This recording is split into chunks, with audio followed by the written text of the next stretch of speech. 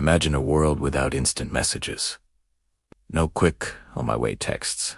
No emojis. No group chats. If you wanted to send a short message, you called, left a voicemail, or even sent a fax. Communication was slower, less immediate, and distinctly different. But what if, on a cold December day, a single, unassuming message changed everything? A simple, two-word greeting, sent from a computer to a clunky mobile phone, that sparked a revolution in communication, birthing the entire era of SMS, texting, and eventually, our digital messaging world. You're about to uncover the story of the very first text message. The idea for short message service, or SMS, actually predates that first text by almost a decade. It was dreamed up in the mid-1980s by engineers like Friedhelm Hillebrand and Bernard Gill. Their vision was simple, a way to send short, simple messages over cellular networks, almost like an electronic postcard. Hillebrand famously discovered that 160 characters were usually enough for a short message, based on analyzing postcards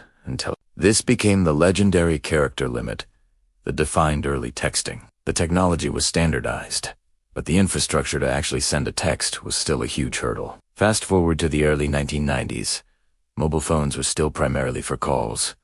They were large, expensive, and a luxury. The concept of data over a phone was brand new. Vodafone, one of the leading mobile network operators, was pushing the boundaries of what their network could do. They wanted to offer new, innovative services. This is where Neil, a 22-year-old software engineer working for a company called SEMA Group, comes into the story. His team was developing a short message service center for Vodafone, essentially the server that would allow text messages to be sent and received. On December 3rd, 1992, the team was in Newbury, UK, conducting tests. The goal was to send the very first text message over a live network. Papworth was at his computer, while his colleague, Richard Jarvis, a director at Vodafone, was at a Christmas party with an Orbitel 901 mobile phone. The message itself was simple, short, and festive. Papworth typed out just 2 words, "Merry Christmas."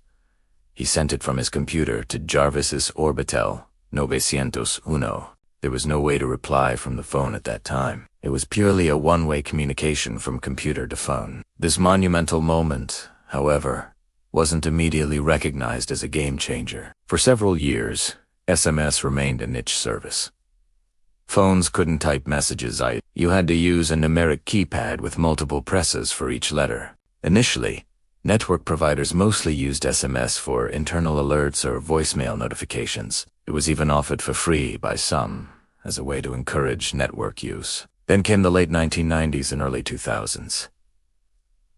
Phones became easier to type on. Teenagers, in particular, discovered the power of silent, discreet, and cheap communication. They quickly adapted, inventing text speak like LOL and BRB to maximize their 160 characters.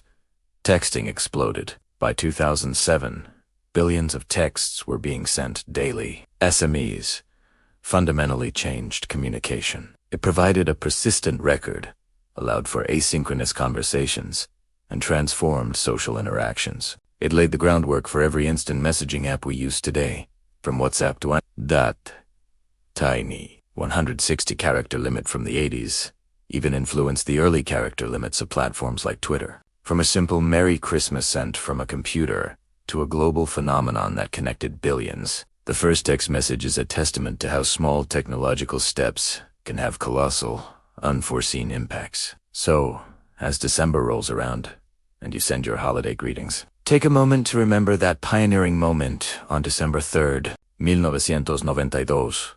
That simple Merry Christmas didn't just convey a greeting. It sparked the greatest communication revolution of our time. If you're fascinated by the incredible stories behind everyday technology, hit that subscribe button right now and join the Feed Your Mind community. Your next incredible story awaits.